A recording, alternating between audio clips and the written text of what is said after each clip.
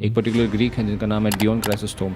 तो वो भारत के अंदर आ रहे हैं और बोल रहे हैं कि इंडियंस के पास एक ऐसा एपिक है जिसका साइज है 1 lakh versus. It's obviously Mahabharata. Mughals were notorious for so many, criminal activities. Yeah. Even उन्होंने भी महाभारत को mythical नहीं कहा था, हिस्टोरिकल कहा था। हिस्टोरिकल कहा था। कि जब मैंने एक बुद्धिस्ट मॉन्क से मिला तो उस मॉन्क ने मुझे बताया कि महाभारत का वर्णन जो है वो उनके बुक्स में है। जैन लिटरेचर्स में भी था जब मैंने स्टडी किया, एंशिएंट तमिल लिटरेचर में भी था, सिक्कों में था, इंस्क्रिप्शंस में था, और जो मिले हैं उसमें से सबसे पुराना है 2200 साल पुराना अफगानिस्तान में मिला हुआ कॉइन। मतलब अफगानिस्तान जो गंधार था, महाभारत पीरियड में it was known as Gandhar.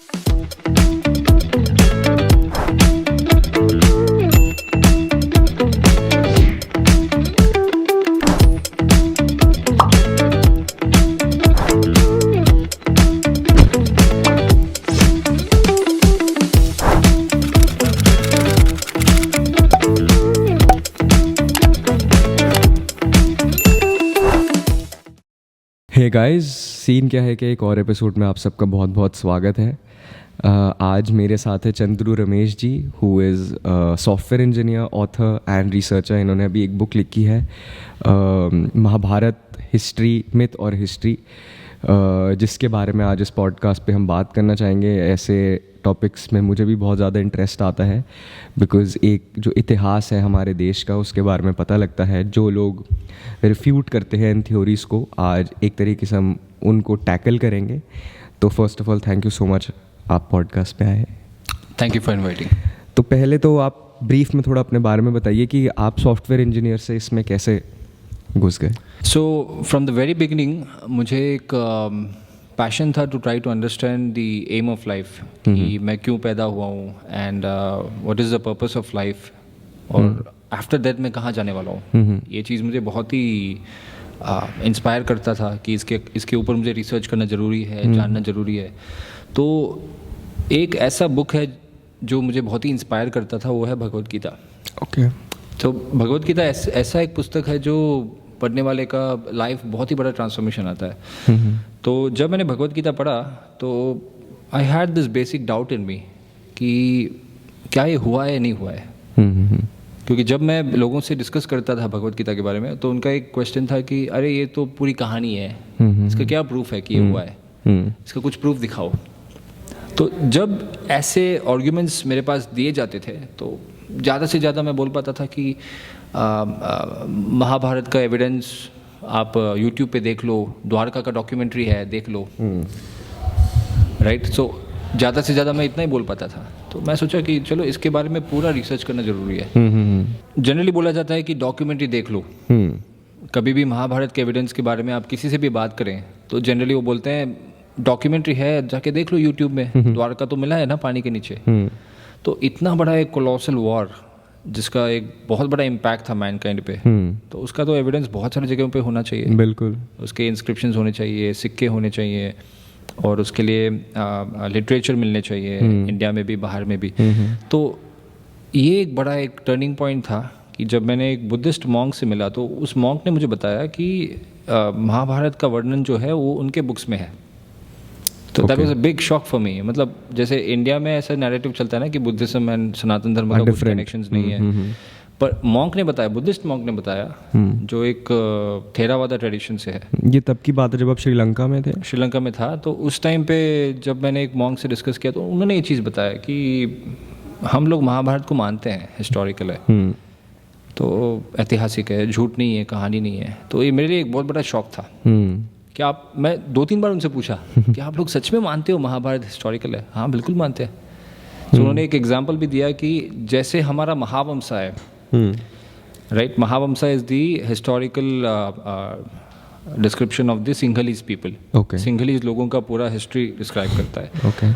तो वो बोल रहे थे कि आपका जैसे महावंशा, जैसे हमारा महावंशा है वैसे ही आपका महाभारत है। सो हमारा महावंशा कितना इंपॉर्टेंट है, just like that your Mahabharat is also very important. That was the biggest turning point. तो मैंने क्या किया, वहाँ से बुद्धिस्ट लिटरेचर पढ़ना शुरू किया।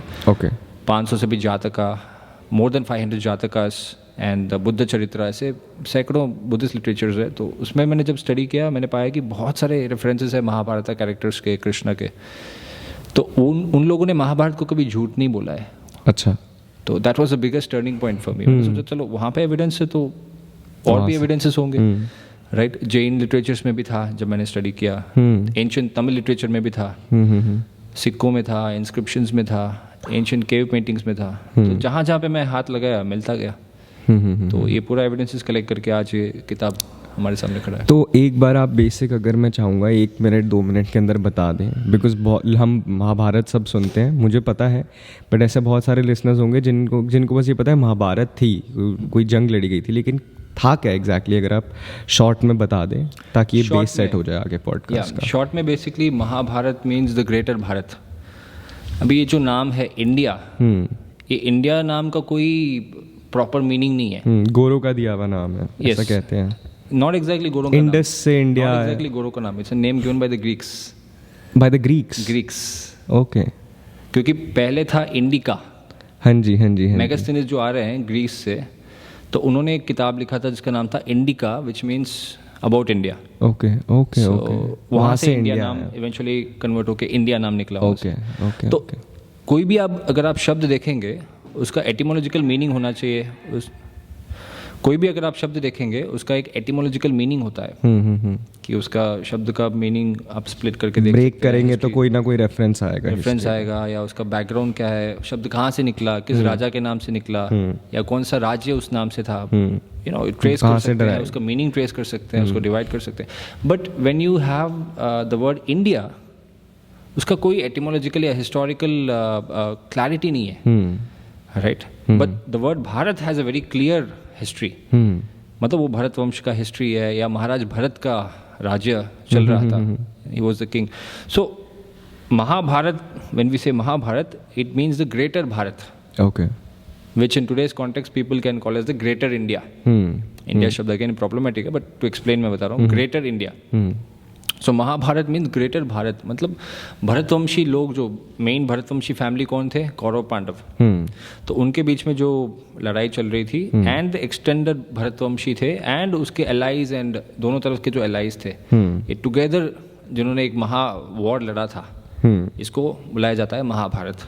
एक अर्थ है। दूसरा और एक भी अर्थ है कि महाभारत मतलब है जो द एक्सटेंडेड भारत था, मतलब जो लार्जर इंडिया था, लार्जर भारत था, उस लैंड मास का पूरा हिस्ट्री जो है वो भी महाभारत बोला जाता है। और महाभारत का और एक भी मीनिंग बताया जा सकता है कि द हिस्ट्री ऑफ भरतवंश, ओके, ऐसे भी बोला जा सकता है। और ऐसा कहते हैं कि कहते नहीं, मतलब जो गीता है उसकी जो पूरी की पूरी जो पूरी किताब है वो पूरी की पूरी महाभारत के वॉर पे ही बेस्ड है। Krishna telling Arjun why he should fight the war.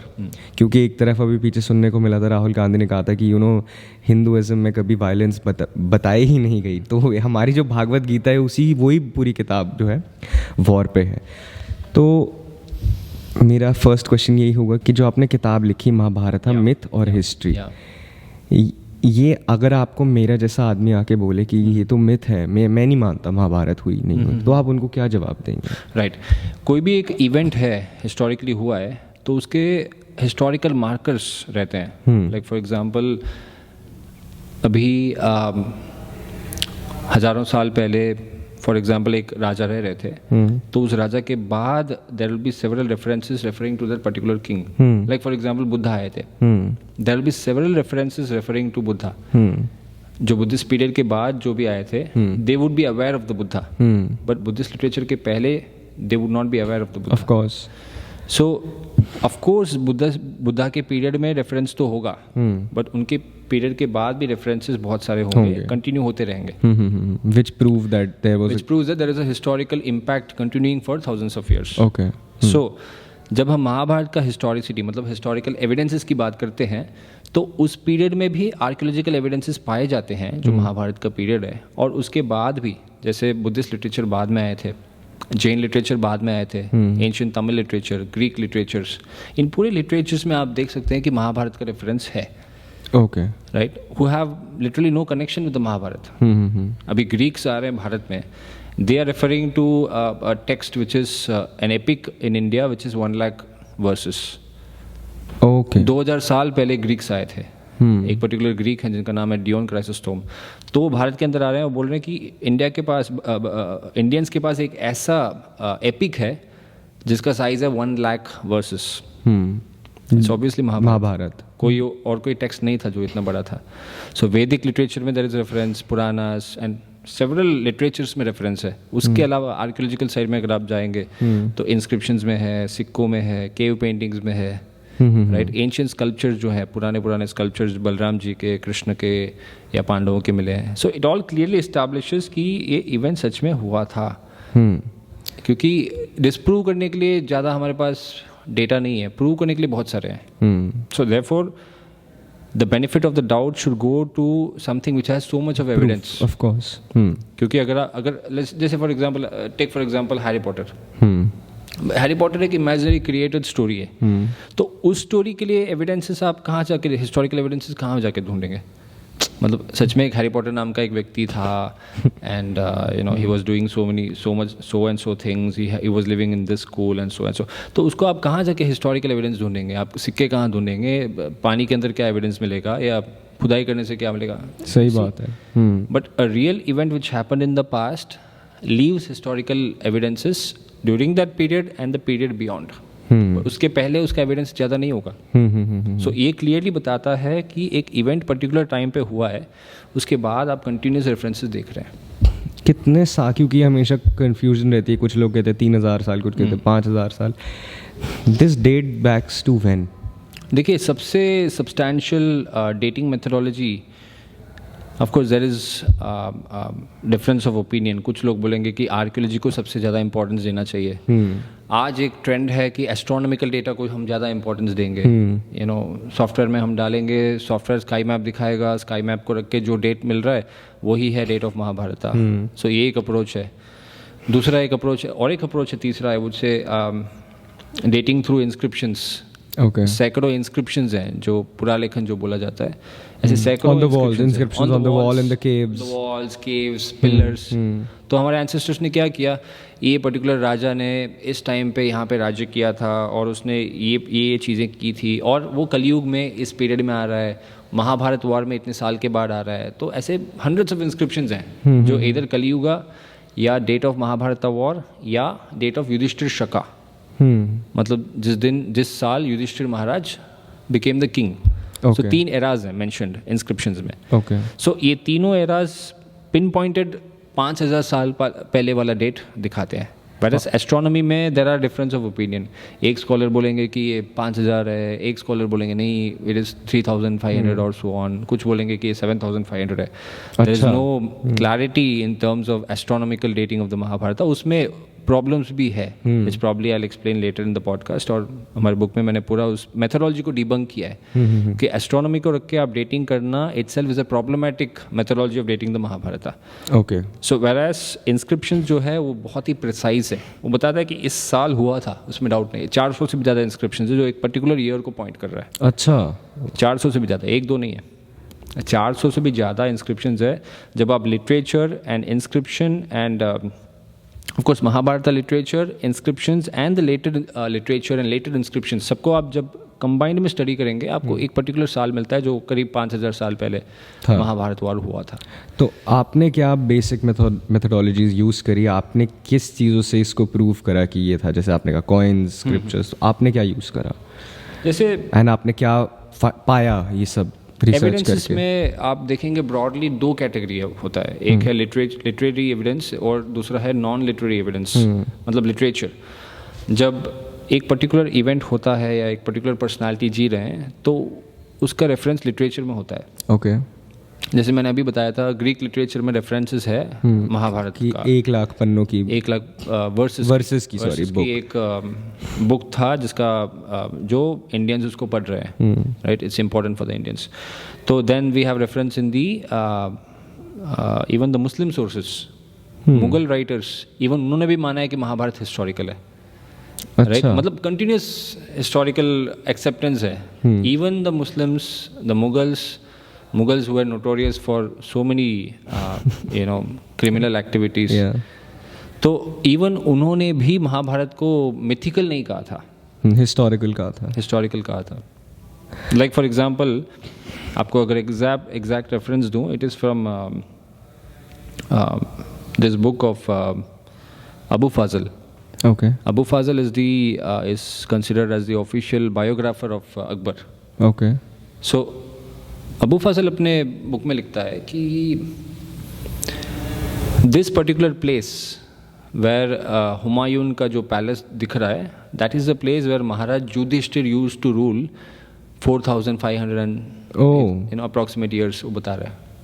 अच्छा. मतलब इतने साल 4,500 समथिंग ईयर्स के पहले आप जाएंगे तो इस पीरियड में युधिष्ठिर महाराज रूल कर रहा था. And that matches with the data in the inscriptions में जो लिखा है ईयर, वो उससे मैच करता है. तो आपने ये सब रिसर्च ये कहाँ से निकाला? सॉरी मैं बीच में एक अलग क्वेश्चन ला रहा हूँ, बट आपने ये कहाँ से निकाली अबू फजल की किताब? This is by we keep studying the various sources.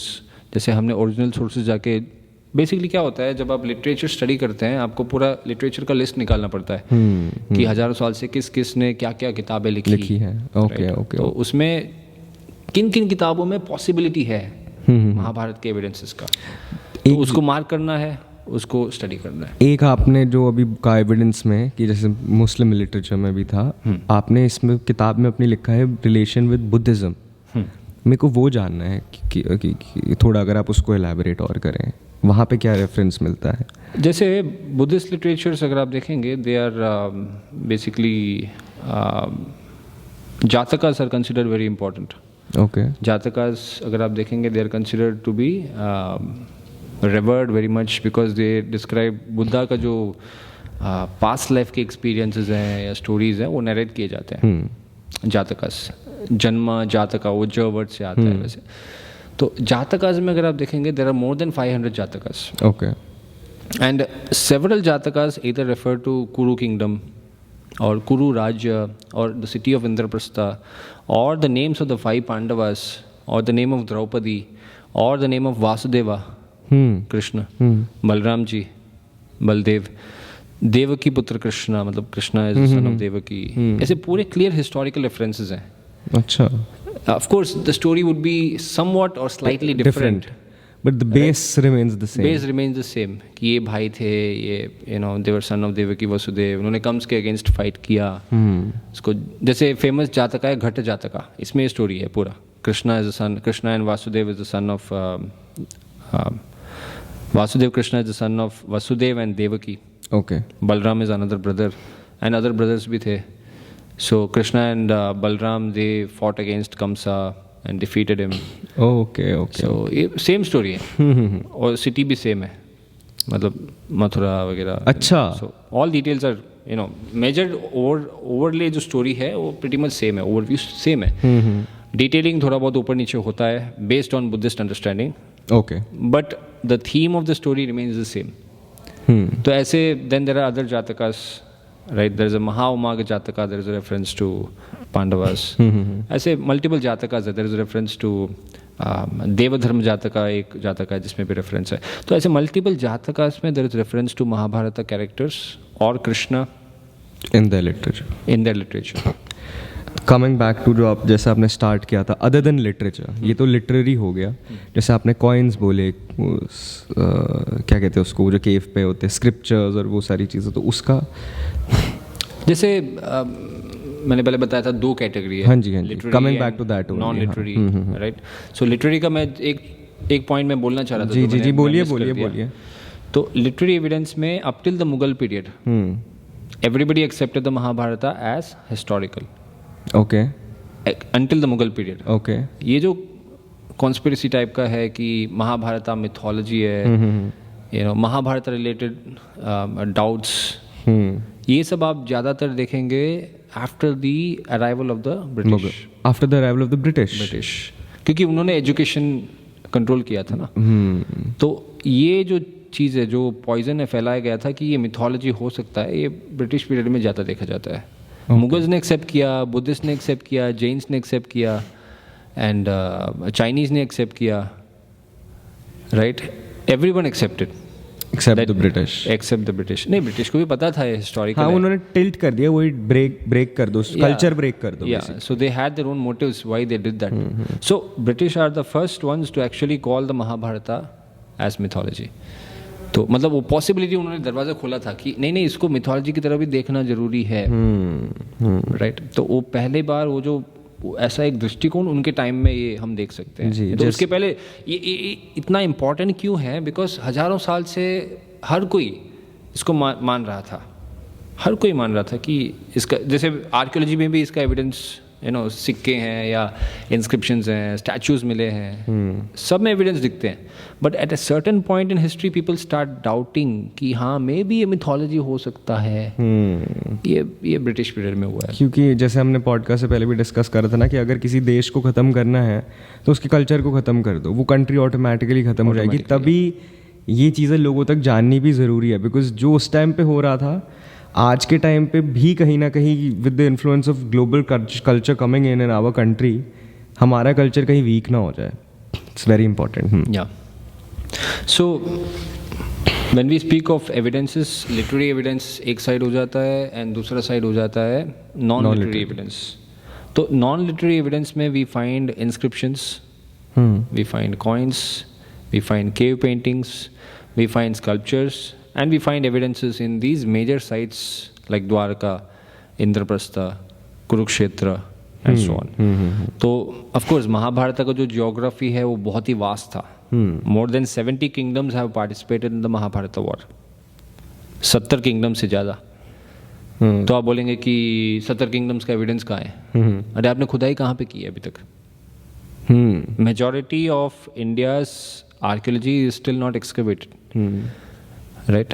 According to American archaeologists, 90% अभी भी भारत एक्सकवेट नहीं हुआ है, मतलब एंशिएंट इंडिया, एंशिएंट भारत। तो कैसे मिलेगा फिर हमें? कैसे मिलेगा? आपने किया ही नहीं है।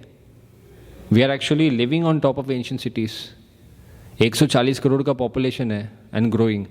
सो we are living on top of ancient civilisations and we are asking कहाँ पे है, एविडेंस नहीं मिल रहा है। कैसे मिलेगा? Most of this archaeological sites we are living on top of, because क्या होता है, it's a continuous civilisation, right? क्या होता है basically, when you are living in a particular civilisation, आपके जो डिसेंडेंट्स हैं 5 जनरेशन 10 जनरेशन के बाद, if they are living in that same place, वो क्या करेंगे, जो एक्सिस्टिंग रूइंस है या जो बिल्डिंग्स टूट रहा है उसी को उसी के ऊपर बांधते जाएंगे, फिर ऐसे ऐसे लेयर्स बढ़ता जाएगा। बिल्कुल। So if you want to go 5,000 years, you can just imagine it's massive, बहुत ही अंदर होता है, right? So the point is कि excavations अभी तक हुआ नहीं है। Lot of potential is there in India for excavating these ancient sites. तो महाभारत के जो evidences है नॉन स्क्रिप्चर, वो कहाँ पे मिले हैं? Archaeologically speaking अगर आप देखेंगे महाभारत के sites they are primarily Kurukshetra, Dwarka and then Indraprastha, okay, right? Which is Delhi. Which is modern day Delhi. So all of these sites have evidences of history going back to a greater period of time. Okay. Right. For example, अगर आप देखेंगे इंद्रप्रस्था, वहाँ पे which is now we call it as पुराना किला. So वहाँ पे excavations हुआ है, but unfortunately most of the reports of the excavations have not been published yet. Right. अगर समझे इतने सारे रिसर्चेस हो रहे हैं, उसमें से हार्डली 20-30% रिपोर्ट्स पब्लिश होते हैं। ओके। तो पीछे क्या हो रहा है बहुत सारा उसी में there is not clarity regarding what's happening. But even जो भी एक्सकवेशन हुआ है, इट हैज शोन कि वहाँ पे बहुत ही पोटेंशियल है। पेंटेड ग्रेवेयर पॉटरी जो बोलते हैं वहाँ पे मिला है इंद्रप्रस्थ में। एंड कुरुक्षेत्र जो है, it is the place where Saraswati river was flowing. Okay. Saraswati river was flowing. तो सरस्वती रिवर ऐसी एक रिवर है जो it got dried out at around 4,000 years back. Okay. 2000 BC के period में it got dried out. Right? And when you see the pilgrimage of Balram ji is traveling from Dwarka and he is going all the way up till the Himalayas and coming back to Kurukshetra. Okay. ये पूरा जो उनका यात्रा है, it is along the banks of the Saraswati. Right? तो सरस्वती नदी के किनारे ही बहुत सारे इंडस वैली सिविलाइजेशन के साइट्स मिले। Okay. If you can correlate what I'm saying. Right? So Indus Valley civilization primarily 2 rivers के किनारे था, Sindhu which became known as Indus and दूसरा था सरस्वती। Saraswati dried out. तो ये दो रिवर्स के किनारे बहुत सारे एंशियंट साइट्स मिले हैं, राइट, विच शोज दैट कि सरस्वती रिवर एक मिथोलॉजी नहीं है, सच में एक रिवर थी। और Saraswati river dried out at around 2000 BC and Mahabharata speaks of this river. Okay, so इससे ये हमें समझ में आता है कि रिवर ड्राइड आउट के पहले महाभारत हुई थी, लिखा गया, उससे पहले की बात है ये। Yes, because the text can not speak of a river which is not flowing. Of course, जो मैं देख रहा हूँ उसी को लिखूंगा। बिल्कुल बिल्कुल। वाई शुड आई राइट कि एक रिवर है यहाँ पे, but actually the river dried out. अगर महाभारत 1000 साल पहले लिखा था, कुछ लोगों का ये मिसकंसेप्शन है कि Mahabharata was written just 1000 years back, based on the palm leaves which are available. Okay, see palm leaves क्या होता है, वो बार बार उसको रिकॉपी किया जाता है। वाई? बिकॉज पाम लीव्स का एज होता है, पाम लीव्स खराब होते हैं, डिटीरियोरेट हो जाते हैं, उसका लाइफ होता है। So you will have to recopy it. तो रिकॉपी करते समय you have to do the entire text, you have to recopy. छोटे मोटे उसमें एरर्स भी आ सकते हैं, it's possible, but overall they take high care कि उसमें गलती ना हो। ठीक है, तो मैन्युस्क्रिप्ट जो है, सबसे पुराना मैन्युस्क्रिप्ट सिर्फ 1000 साल पुराना है महाभारत का। Okay, but how does the Buddhist literature know of the Mahabharata characters? If manuscript सिर्फ 1000 साल पुराना है, exactly, Buddhist literatures are aware of the Mahabharata text, right? तो फिर उनको कैसे पता होगा? उनको कैसे पता होगा? तो the point is कि ये चीज़ बार बार रिकॉपी हुआ है। Why रिकॉपी हुआ है? Because the text was so important, so it had to be recopied. जो rare text है, वो हमारे पास बहुत सारे text मिट चुके हैं। जैसे ये इन्वेडर्स आए थे बाहर से, तो ये नालंदा यूनिवर्सिटी को इतने टाइम चलाया गया था। So जिनका कॉपी नहीं है वो गया, जिसका भी कॉपी है वो प्रिजर्व्ड है। कॉपी नहीं है तो गया, you don't have any access to it anymore. So the point here is कि जो भी एंशिएंट टेक्स्ट है जिसका इंपॉर्टेंस ज़्यादा था, वो कॉपी हुआ था, and because it was copied, right, like for example Mahabharata was copied and Vedas were copied, वो डिस्ट्रॉय नहीं हुआ। इसीलिए अगर आप देखेंगे, इवन जो वेस्टर्न स्कॉलर्स हैं जो इतना हाईली एंटी हिंदू मूड रखते हैं, इवन दे एक्सेप्ट कि वेदास बहुत ही पुराना है। मतलब बहुत पुराना means in their terms like 3500 years। Of course वो बहुत ही पुराना है, उससे भी ज़्यादा, बट इवन दे एक्सेप्ट कि वेदास 3500 years से ज़्यादा पुराना हो या उतना पुराना होना चाहिए। Max Muller was the first person to say कि Vedas are 1500 BC। Okay, so उन्होंने क्यों ऐसे बोला? बिकॉज वेदास का जो मैन्युस्क्रिप्ट है, जो पाम लीफ है, वो तो रिसेंट ही है, मतलब 1500 साल के आसपास होगा ज़्यादा से ज़्यादा, जितना मैंने स्टडी किया। But Vedas as a text itself बहुत ही पुराना है। So similarly Mahabharata as a text, जो लिखा गया मैसेज है, वॉर है, डिस्क्रिप्शन ऑफ कैरेक्टर्स है, ये बहुत पुराना है, बट मैन्युस्क्रिप्ट नया है। तो मैन्युस्क्रिप्ट को रख के आप डेटिंग करेंगे तो आपको क्लियर मिलेगी नहीं। तो इसीलिए वो पूरा आर्कियोलॉजिकल इम्पैक्ट देखना पड़ता है कि कहाँ पे आप आर्कियोलॉजिकल इम्पैक्ट देख सकते हैं। द्वारका में देख सकते हैं, पानी के नीचे, या कुरुक्षेत्र में, या महाभारत के जो साइट्स हैं जहाँ पे आर्कियोलॉजिकल एविडेंसेस मिला है।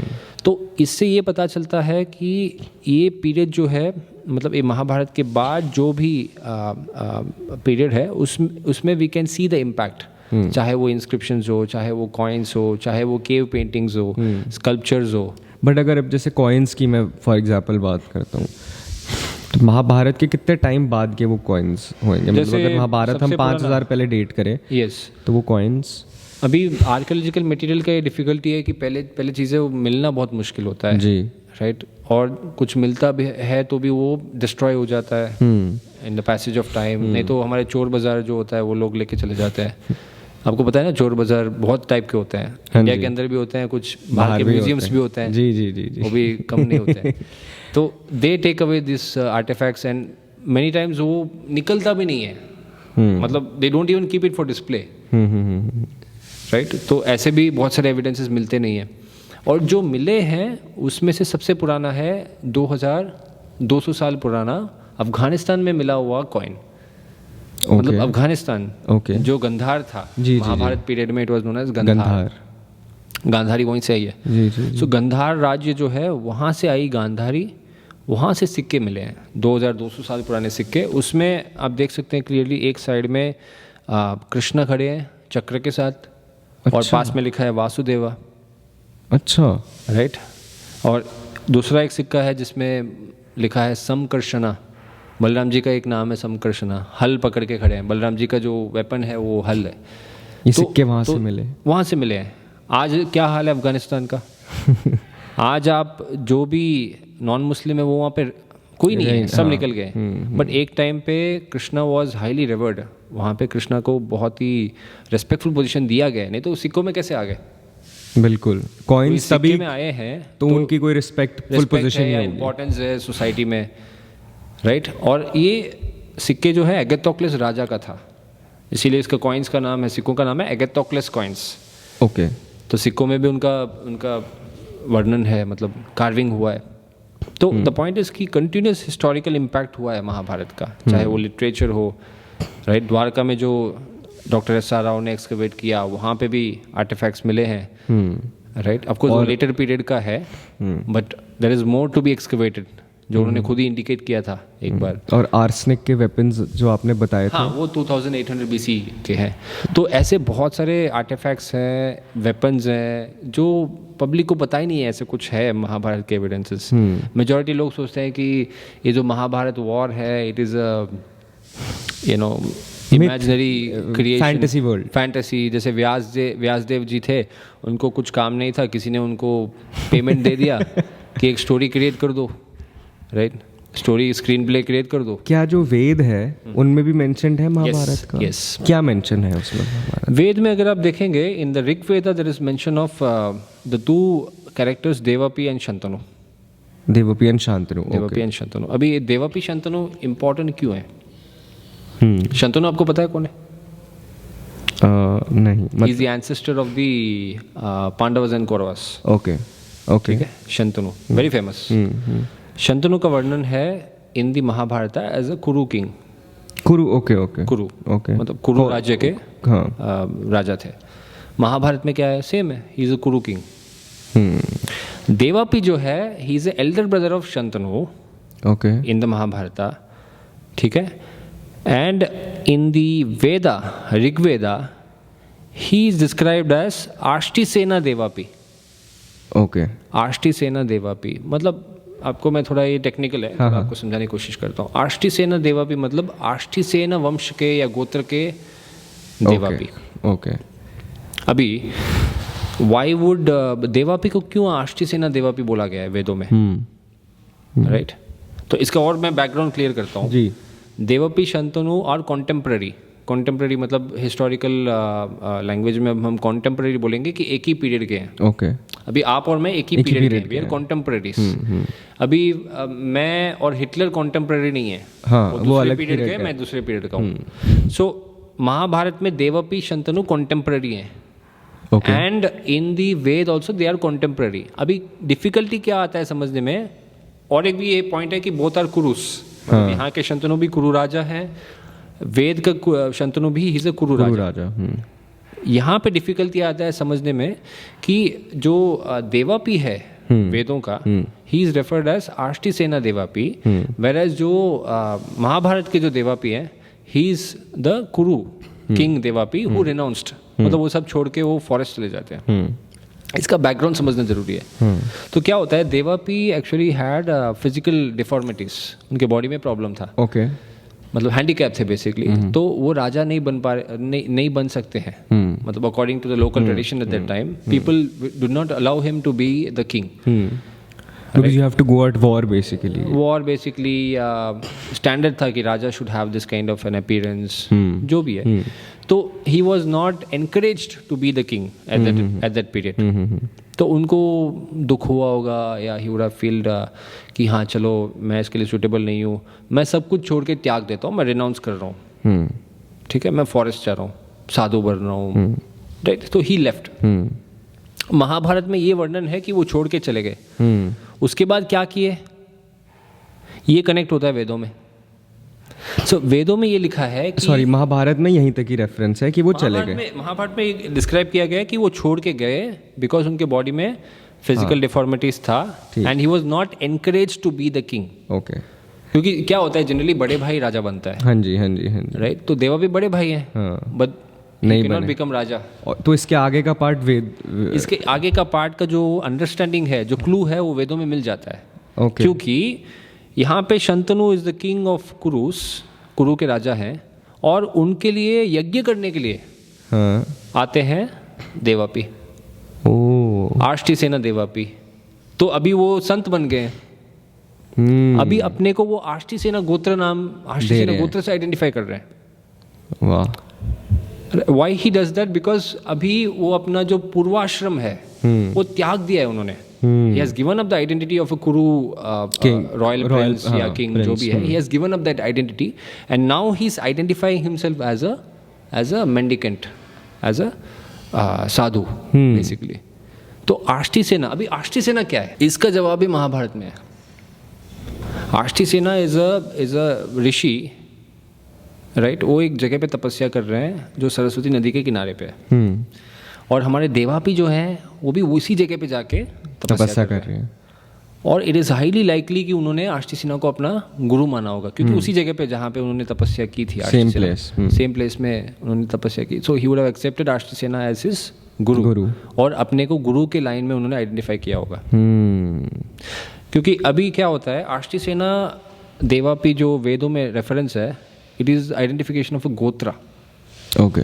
तो गोत्र जो है ये बेसिकली दो एंगल से देखा जा सकता है। एक है स्पिरिचुअल, मतलब इनिशिएटरी लीनिएज, और दूसरा है कि सेमिनल लीनिएज, मतलब फादर के साइड से। तो अभी सेमिनल लीनिएज के हिसाब से तो ही इज़ अ कुरु राज्य में बिलोंग करते हैं। बट देन इनिशिएटरी लीनिएज, मतलब उन्होंने जिस लाइन को चूज किया, जो पाथ को चूज किया, उस एंगल में he is now converting himself into a saint, okay, साधु।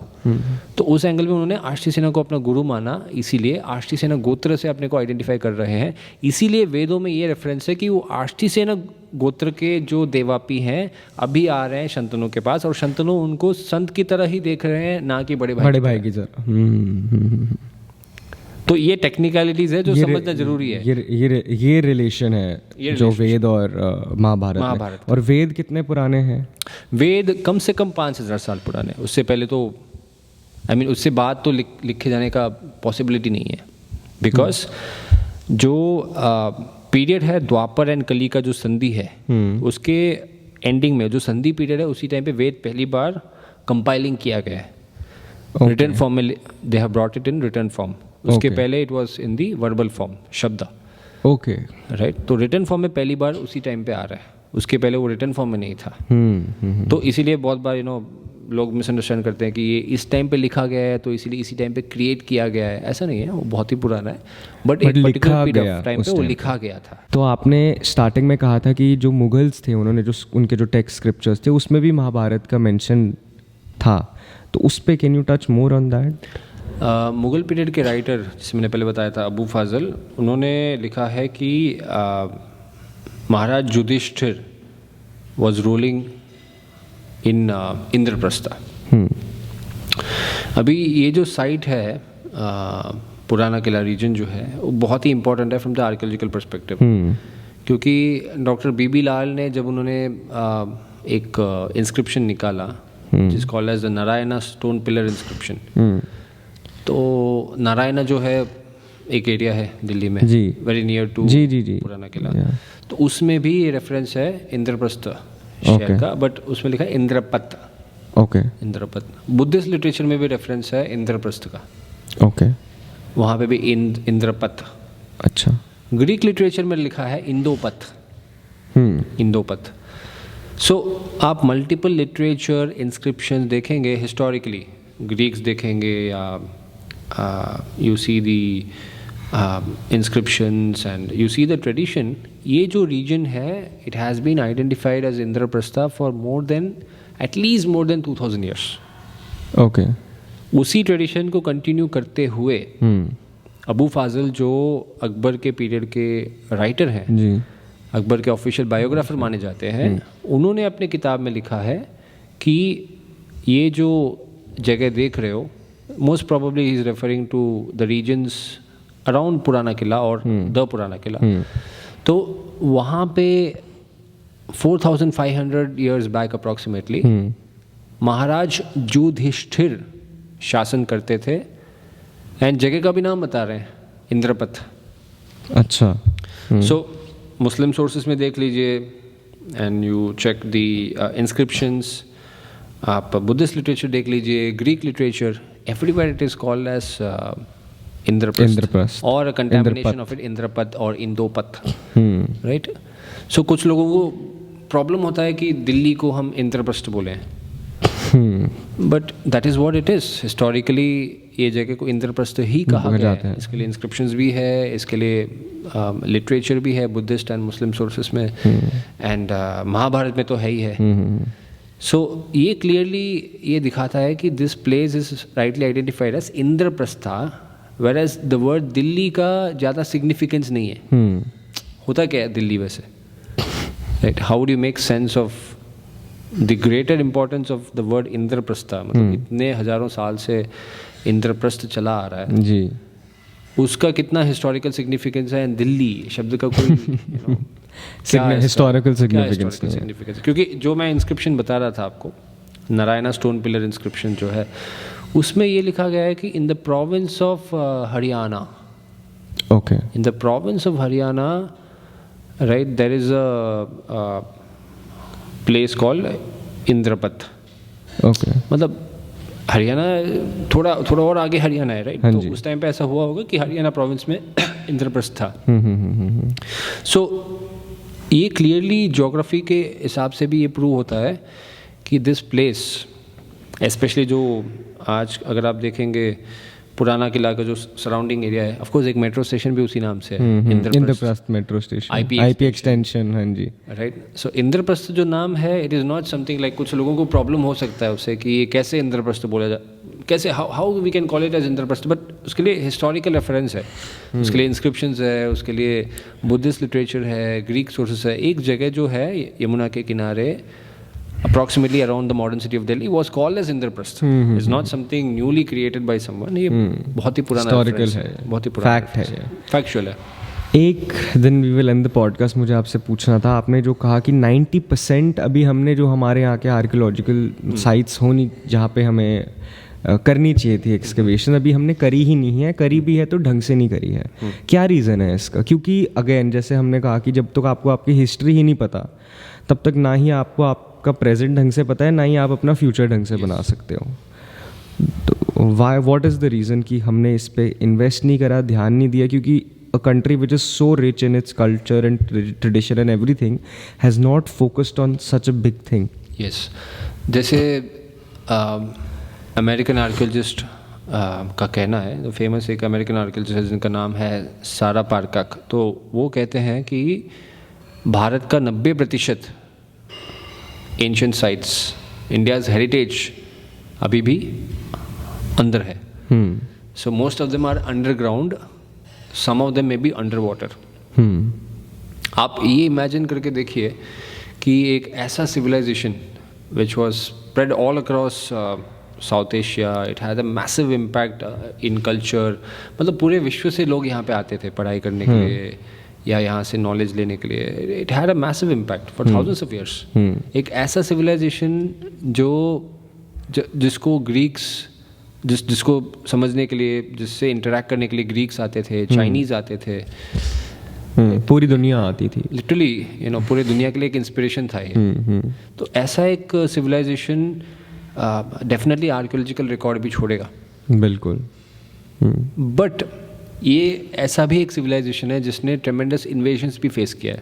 बिल्कुल, हजारों टेम्पल्स तोड़े गए, हजारों एंशिएंट साइट्स डिस्ट्रॉय हो चुके हैं, टेक्स्ट जला दिए गए हैं। तो ऑलरेडी हमारे पास जो अवेलेबल डेटा है बहुत कम है, तो बट स्टिल जो अवेलेबल डेटा है उसमें भी मैसिव प्रूफ मिल रहा है।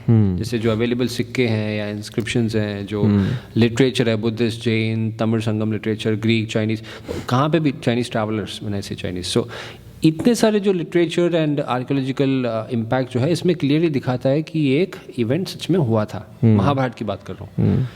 तो एक महाभारत वॉर के लिए इतना पोटेंशियल है आर्कियोलॉजिकल रिसर्च के लिए, तो आप सोच के देखिए उसके बाद और उसके बिफोर जो इवेंट्स हुए थे भारत में, उसका कितना पोटेंशियल है। But the problem here is कि यहाँ पे excavation, it is not happening in a scale which it deserves to be. क्यों मैं बोल रहा हूँ? Because in Egypt, if you see, becoming an Egyptologist, या especially in the US, Egyptologist बनना एक बहुत ही एक बड़ी चीज़ है. अब एक रेपुटेशन की चीज़ है कि मैं इजिप्ट की सिविलाइजेशन को एक्सकवेशन में लगा हूँ. अगर मैं अभी आपसे पूछूँ या जो कैमरा रिकॉर्डिंग कर रहे हैं उनसे पूछूँ या किसी से भी पूछूँ, एक स्टूडेंट को पूछूँ, क्या आप आर्कियोलॉजिस्ट बनना चाहते हैं? नहीं. क्या स्पेसिफिकली अगर मैं पूछूंगा क्या आप एक इंडोलॉजिस्ट बनना चाहते हैं? मना कर देंगे. यहाँ पे फ्रेमवर्क ही नहीं है. कभी सपोर्ट नहीं करा गया, यू मीन, इस चीज़ को जितना करना चाहिए उतना नहीं हुआ है. ऑफ कोर्स अभी धीरे धीरे अवेयरनेस बढ़ रहा है, but it's definitely not enough. तो मतलब यहाँ तो इतना स्कोप है फिर, अगर 90% अभी टच भी नहीं करा गया है, और तो government you think needs to play a role in this, funding करे वो लोगों की, कोर्सेज बनाए. Definitely. And does government also intervene in this personally, और it's always personal private people doing it? Which one? This any kind of research. देखिए, archaeology India में सिर्फ ASI कर सकता है, आप और मैं नहीं कर सकते. अच्छा. हाँ, जो आर्कियोलॉजिकल सर्वे ऑफ इंडिया है सिर्फ वही सर्वे ऑफ इंडिया कर सकता है, आप और मैं नहीं कर सकते. तो आप इंडिविजुअली नहीं कर सकते. It will be deemed as criminal.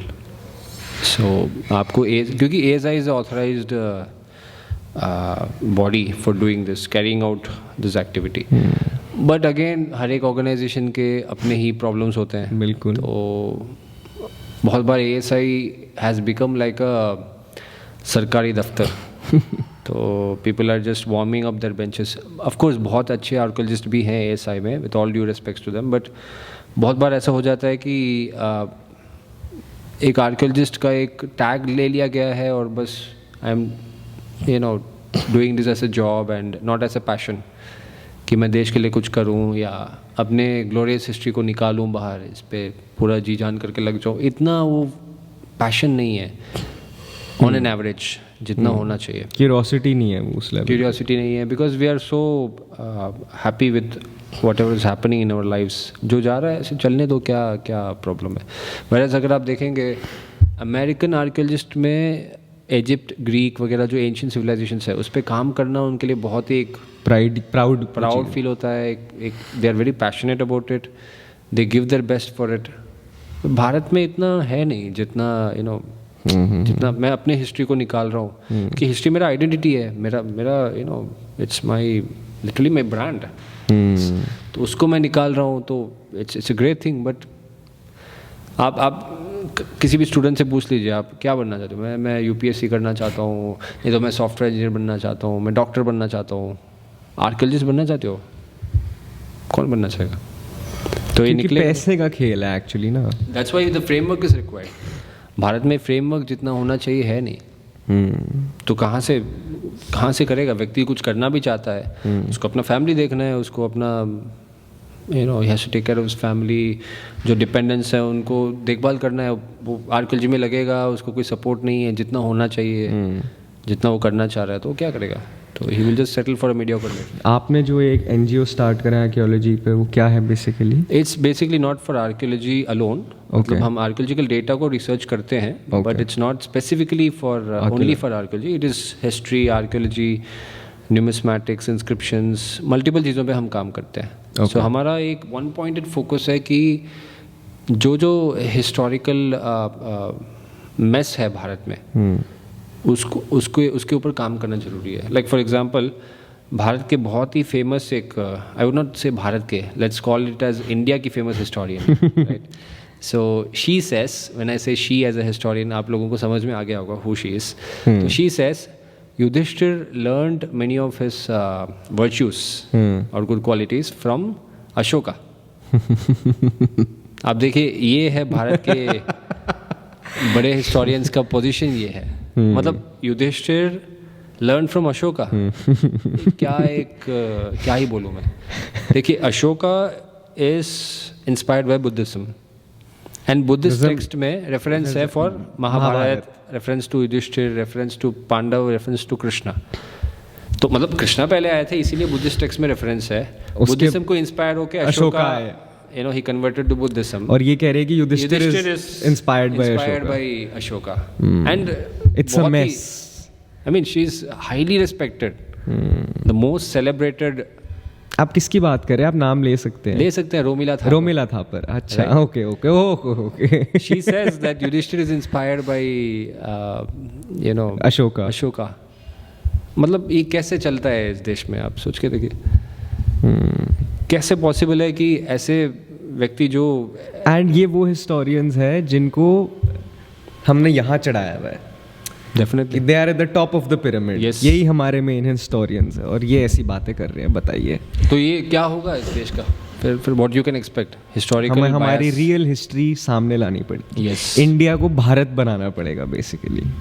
चलिए इस पॉडकास्ट को यहीं एंड करते हैं. बहुत अच्छा लगा आपसे बात करके, नई नई फैक्ट्स जानने को मिली महाभारत के बारे में. आई होप जो लोग देख रहे हैं उनको भी थोड़ा और समझ आए कि महाभारत की एक्चुअल प्रूफ्स कहाँ कहाँ पर है, कैसे कैसे हैं, क्या क्या उनका कनेक्शन है वर्ल्ड लिटरेचर से. एंड लोग पढ़े भी भगवद गीता और महाभारत को. आपको कुछ कहना है लोगों को? वेल मैं यही कहूँगा कि आपके जो इतिहास है उसको जानिए, नहीं तो कोई बाहर से आएगा और बताएगा कि आपका इतिहास क्या है and you will be completely in a dilution.